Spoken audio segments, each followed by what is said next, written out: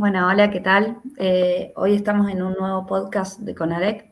Mi nombre es Paula Fares, soy partícipe de CONAREC en el comité científico y con nosotros está el especialista en lípidos, Gustavo Giunta, que es un médico cardiólogo y coordinador del área de lípidos y aterosclerosis de Fundación Favaloro. Buenas tardes, Doc. Muchas gracias, buenas tardes. Muchas gracias a vos, Paula, por la invitación y extensivo a toda la gente de CONAREC. Gracias por invitarme a este espacio. Bueno, para empezar, hoy el podcast trata de lípidos, se llama Lípidos en Consulta, guía práctica para el día a día clínico. Y vamos a hacer un par de preguntas y el doctor nos va a ir contestando.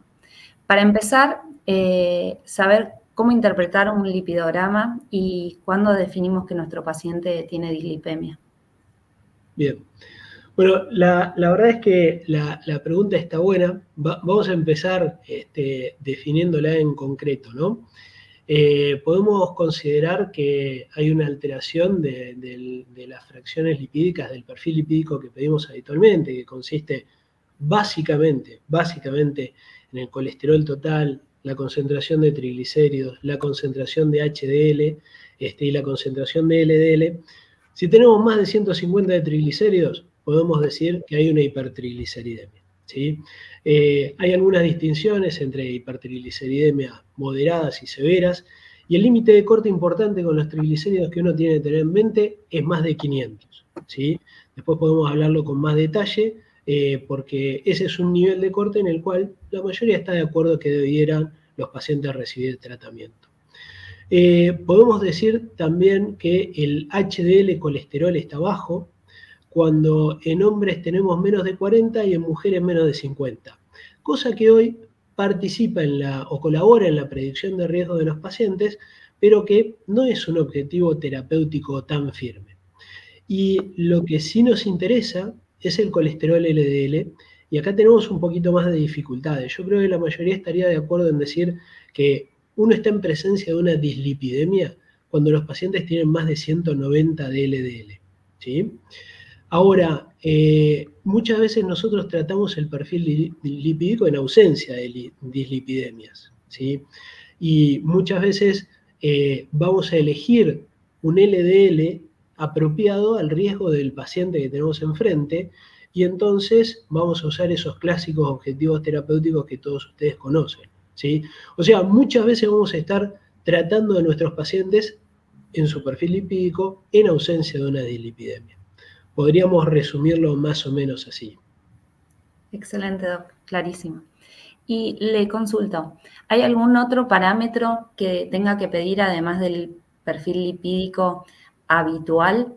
Y esto de la lipoproteína A o el HDL, el colesterol no HDL, ¿para qué nos sirve? Bueno, la verdad es que con esas pocas cositas, y ustedes saben que hay una relación aritmética entre el LDL, el HDL, los triglicéridos y el colesterol total, que se respeta por la fórmula de Friedewald por debajo de 400 miligramos por decilitro de triglicéridos. La verdad es que con eso estaríamos bastante bien para manejar a la mayoría de los pacientes. Pero hay algunas condiciones en las cuales necesitamos algún dato extra. Esto es en particular cuando tenemos triglicéridos altos. Y cuando tenemos triglicéridos altos, hay dos cosas que nos pueden ayudar a definir mejor el riesgo de los pacientes. Una es el colesterol no HDL y la otra es la medición de ApoB. A ver, para que entendamos, cuando yo tomo el colesterol total y le resto, ¿sí?, el colesterol HDL, me estoy quedando con todo el colesterol que está siendo transportado por lipoproteínas aterogénicas.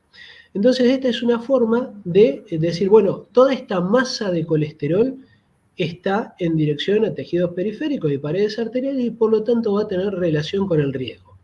Y está visto que en pacientes con hipertrigliceridemia, el colesterol no HDL, cosa que tenemos gratuita, porque es colesterol total menos HDL, lo tenemos en los laboratorios de nuestros pacientes, es mejor predictor de riesgo que el LDL colesterol, ¿sí? Después, si repasamos objetivos, hay una forma muy fácil de acordarse los objetivos no HDL. después lo retomaremos. La otra cosa que podemos usar es ApoB, ¿sí? ApoB tiene la particularidad de ser una proteína que es la que le da a la ApoB100 en particular, que es la que medimos en los laboratorios, es la que le da estabilidad estructural a todas las lipoproteínas que van desde el hígado hacia los tejidos periféricos. Dicho sea así, la VLDL, la IDL y la LDL. Entonces, cuando yo mido ApoB, estoy hablando de la cantidad de partículas aterogénicas que tenemos en plasma. Y es una forma parecida de cuantificar el riesgo que el colesterol no HDL. Es una cosa que sería similar. Tal vez ApoB, que ahora sí tiene un costo extra y tenemos que confiar mucho en el laboratorio que la mida, puede ser un poquito más precisa inclusive que el no HDL. Entonces, en hipertrigliceridemia, ApoB y colesterol no HDL son dos formas de medir el riesgo y ajustar nuestros objetivos terapéuticos para nuestros pacientes, por arriba de 150 de triglicéridos. LPA es una cuestión distinta, ¿sí? La conocemos desde 1963, sabemos que anda dando vueltas y prediciendo el riesgo cardiovascular desde hace más de 20 años. Sin embargo, la verdad es que ha cobrado nuevamente interés, y esto es porque por primera vez en mucho tiempo empezamos a tener fármacos que hoy están en fase 3, que son capaces de reducirla hasta un 90 al 95%. No teníamos tratamientos eficaces contra no sé si dije bien, la LPA. ¿Sí? Sí. Bien.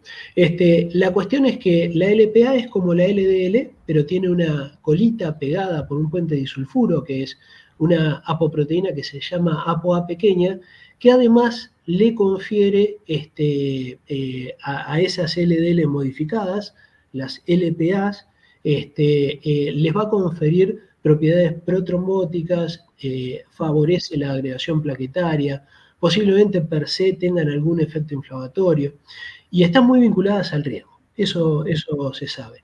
Hoy la postura de la mayoría de las guías de prevención es que nosotros la LPA la midamos por lo menos una vez en la vida de la gente, con la particularidad de que la LPA es casi invariable.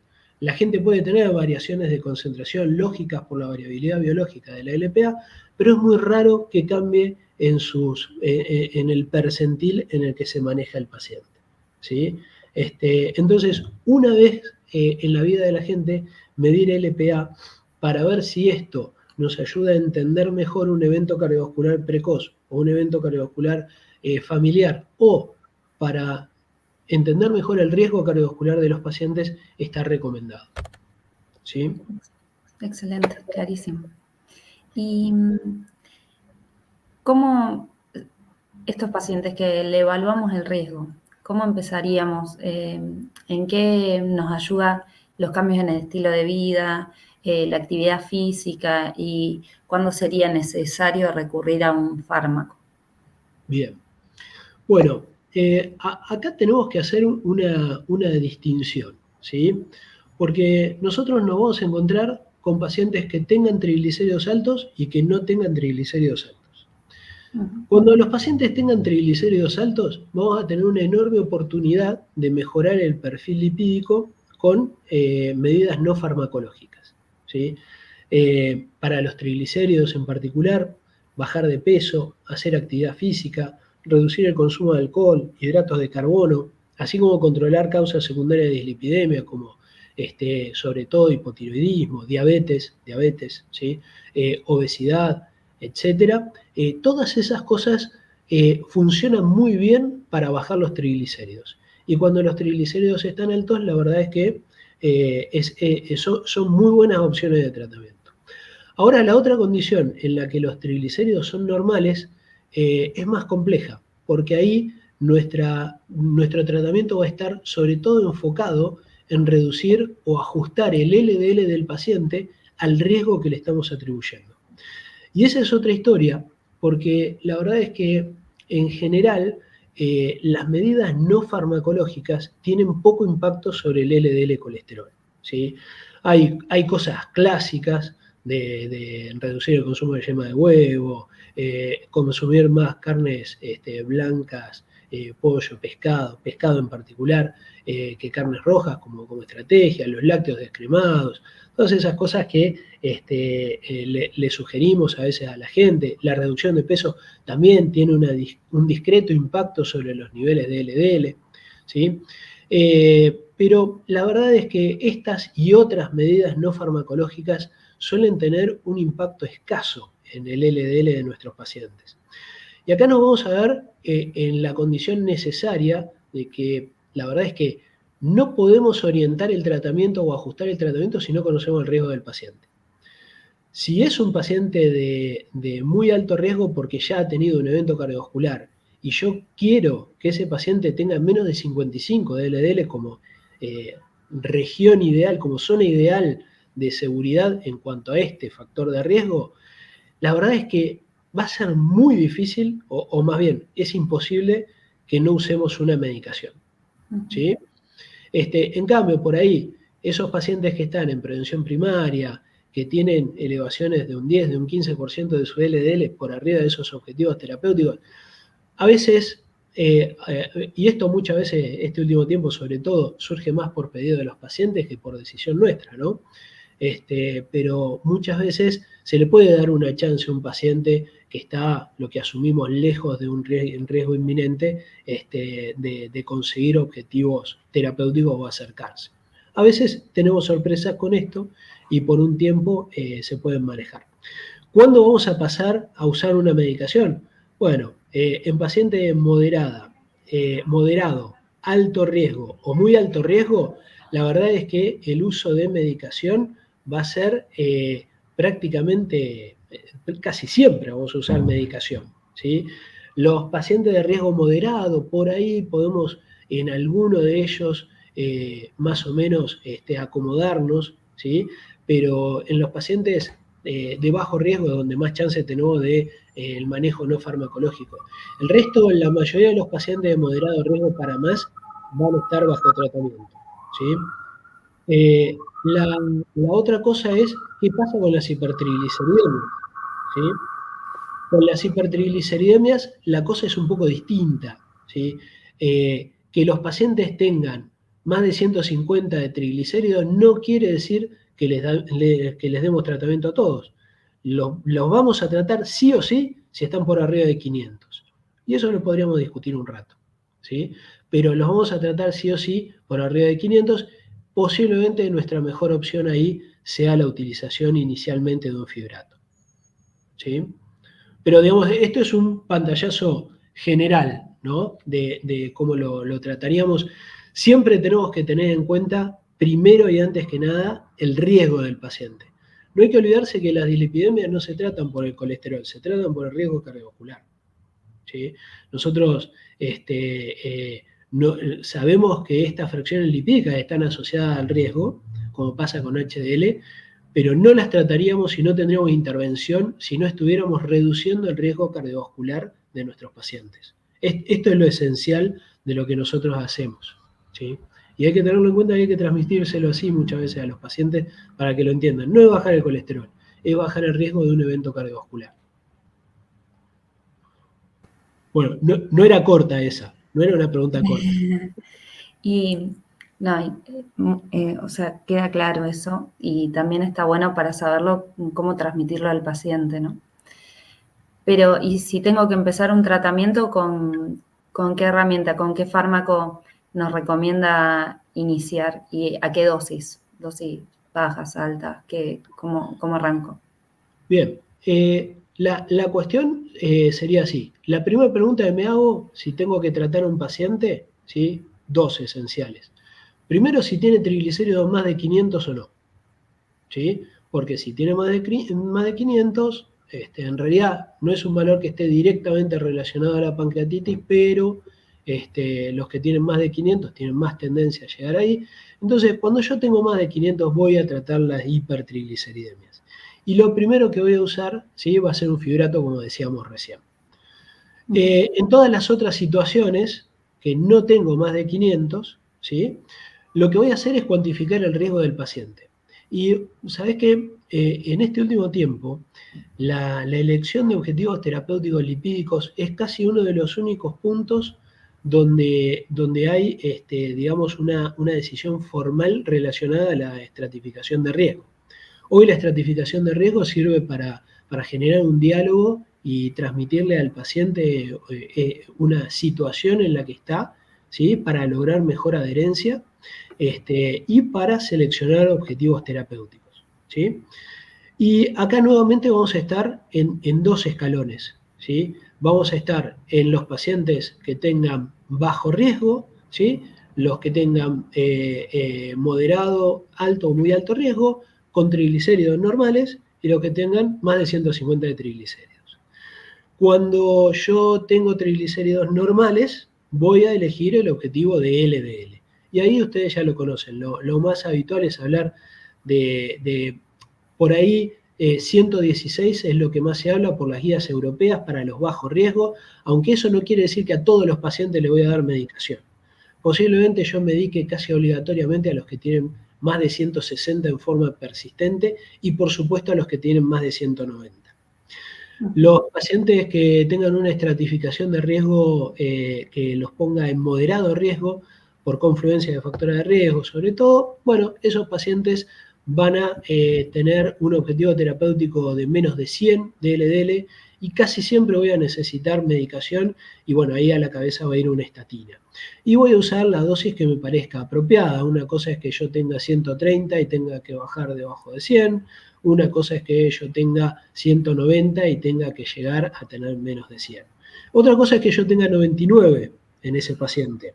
Si tengo 99, ¿qué quiere decir? ¿Que no lo trato? Bueno, en realidad lo que nos dicen las guías para esos pacientes y para los de riesgo alto y muy alto es que uno o baja por debajo del objetivo terapéutico o baja un 50% los niveles de LDL, ¿sí? Esto es más apropiado inclusive para los pacientes de alto y muy alto riesgo, y esto es particularmente así, medicina basada en la evidencia, para los que ya tienen eventos cardiovasculares, ¿sí? Bueno, siguiendo en la misma línea de pensamiento, teníamos 116 bajo riesgo, ¿sí? Pero tratamiento entre 130 y 160. 100 moderado riesgo, ¿sí? Menos de 70 los que califiquen para alto riesgo, ¿sí? Y menos de 55 para los que califiquen para los que ya tengan enfermedad cardiovascular establecida. Hay otro objetivo terapéutico que es menos de 40 para los pacientes que tengan eventos recurrentes, ¿sí? Imagínense que en estas últimas tres categorías no zafa nadie de recibir medicación y la prioridad la tendrían que tener en principio las estatinas de alta potencia, atorvastatina, rosuvastatina, en la mayor dosis que el paciente tolere, ¿sí? ¿Qué pasa si tienen más de 150 de triglicéridos? Bueno, ahí el LDL puede ser medio engañoso, ¿sí? La explicación creo que por ahí puede dormir a los que hayan llegado hasta la charla, pero la cuestión es que si yo tengo triglicéridos altos, entonces voy a buscar tener un objetivo no HDL controlado. Acá entra lo que vos me preguntabas antes. Y para acordarse es fácil, porque es 30 más que el objetivo de LDL. Siempre es 30 más. ¿Sí? Tiene su explicación eso también, para otra vez quedará, ¿sí? Pero si un paciente decimos que tendría que tener LDL menos de 55, pero tiene 200 de triglicéridos, entonces pensemos que su colesterol no HDL va a ser el objetivo terapéutico que vamos a conseguir una vez que logremos el objetivo de LDL, perdón, no estaba aclarando esto, vamos a buscar el objetivo de no HDL, ¿sí? Por debajo de 85, siempre en 30, ¿sí? Excelente, súper claro. Y si con las estatinas no llego a objetivo, ¿hay lugar a los nuevos fármacos, por ejemplo, los inhibidores de PCSK9? Bueno, no lograr los objetivos terapéuticos es una cosa bastante frecuente, ¿sí? Bastante frecuente. Está el relevamiento de CONAREC que publicaron en el 2021 y yo creo que es la mejor evidencia en nuestro medio para mostrar la falta de logro que tenemos con esos objetivos terapéuticos. 70% de los pacientes portadores de enfermedad cardiovascular tenían más de 70 de colesterol LDL, ¿sí? En ese registro. Así que la verdad es que lo que vos planteás es un problema diario. La primera herramienta es el ezetimibe, ¿sí? La primera herramienta es el ezetimibe. Yo creo que hoy, desde hace ya más de una década, no quiero hacer muchas cuentas más, pero hace muchos años que ya usamos el ezetimibe y nos va muy bien con el ezetimibe, es muy eficaz, muy buena sinergia con las estatinas, muy bien tolerado, ¿sí? La verdad es que después de esas dos drogas, uno entra en una disyuntiva. Nos pasamos a un inhibidor de PCSK9, ¿sí? Sería bárbaro, hay una limitación con el costo, pero la verdad es que en nuestro medio el acceso se está mejorando, ¿sí? Hay gente trabajando mucho en esto, y hoy estamos pudiendo tratar pacientes que realmente lo merecen, y la verdad es que los resultados son excelentes con los pacientes y la tolerancia también. Está también el ácido bempedoico, ¿sí? El ácido bempedoico no tiene las dificultades de acceso que tienen los inhibidores de PCSK9, así que vos le haces una receta a un paciente hoy de ácido bempedoico y lo está tomando mañana. No hay largas discusiones con esto. Lo que pasa es que su eficacia es más reducida, entonces por ahí uno lo usaría en pacientes que están cerquita de la meta, ¿sí? Y estamos hablando de todas medicaciones que en medicina basada en la evidencia han demostrado no solo que bajan el LDL, sino que reducen el riesgo cardiovascular. Así que lo que hacemos sirve, ¿sí? Pero más o menos la escala y el lugar y la posición de los fármacos sería eso. La inhibición de PCSK9 es formidable, es buenísima para controlar a los pacientes. Lamentablemente no la podemos usar en todos los pacientes. Perfecto. Y yo empiezo el tratamiento. ¿Cómo se haría el seguimiento? ¿En qué momento lo cito? ¿Qué le pido en el laboratorio? ¿Qué espero? Bien.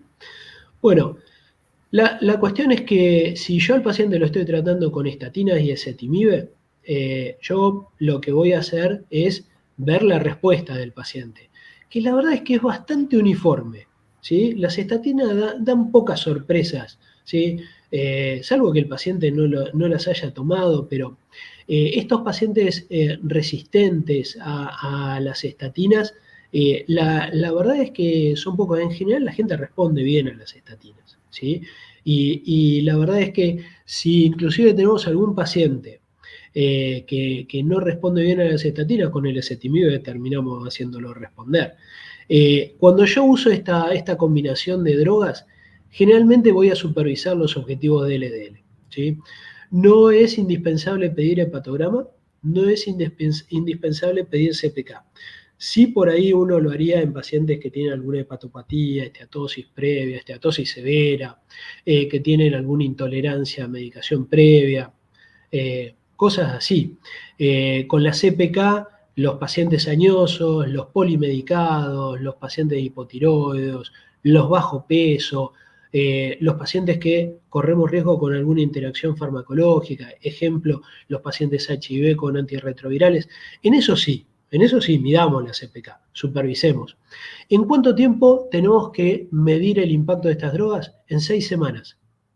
¿Sí? Habitualmente se miden en 6 semanas. Le pedimos a los pacientes que a las 6 semanas se hagan un laboratorio, ¿sí? Y medimos estas cosas. En general no vamos a necesitar nada más que el perfil lipídico. Distinto es si empezamos a usar ácido bempedoico. La verdad es que la experiencia clínica inicial es muy buena con el ácido bempedoico, es una droga muy bien tolerada, inclusive en aquellos intolerantes a las estatinas. Los pacientes con ácido bempedoico es bueno que supervisemos el ácido úrico y la concentración de creatinina también, ¿sí? Inclusive pacientes con antecedentes de gota que no estén con algún fármaco para bajar el ácido úrico, muchas veces se lo empezamos antes de empezar el ácido bempedoico, y bueno, nada, eso lo supervisamos en el laboratorio también a las 6 semanas. Los inhibidores de PCSK9 son distintos, ¿sí? Son drogas donde el impacto lo vamos a esperar un poco más tardíamente, ¿sí? No vamos a tener el impacto definitivo por ahí tan rápido. Sí vamos a ver descensos del LDL, ¿sí? Pero el resultado definitivo del uso de la medicación, por ahí es bueno esperar 3 meses y a veces vemos cambios posteriores a esos 3 meses, ¿sí? digamos, como para tener un pantallazo. Siempre que usen fibrato, supervisen la función renal también. Y bueno, no hay mucho más que se me venga a la cabeza ahora. Perfecto. ¿Y qué conducta tomamos frente a la aparición de efectos adversos de la medicación, sobre todo las estatinas? Bueno, tenemos un tema grande ahí con las estatinas, sobre todo por el tema de los dolores y las manifestaciones musculares. La gente tiene una predisposición con el uso de estatinas, que digamos, cualquiera que se ha sentado en un consultorio de cardiología, que estamos casi obligados a usar estatina permanentemente, le vemos la cara a los pacientes cuando se las indicamos, ¿sí? Lo que más nos preocupa o lo que más le preocupa a los pacientes son los dolores musculares, que si bien es cierto que son importantes en cuanto a frecuencia, la chance de que generen problemas graves o compromiso de la salud de la gente es remota, ¿sí? Inclusive con un aderezo que está muy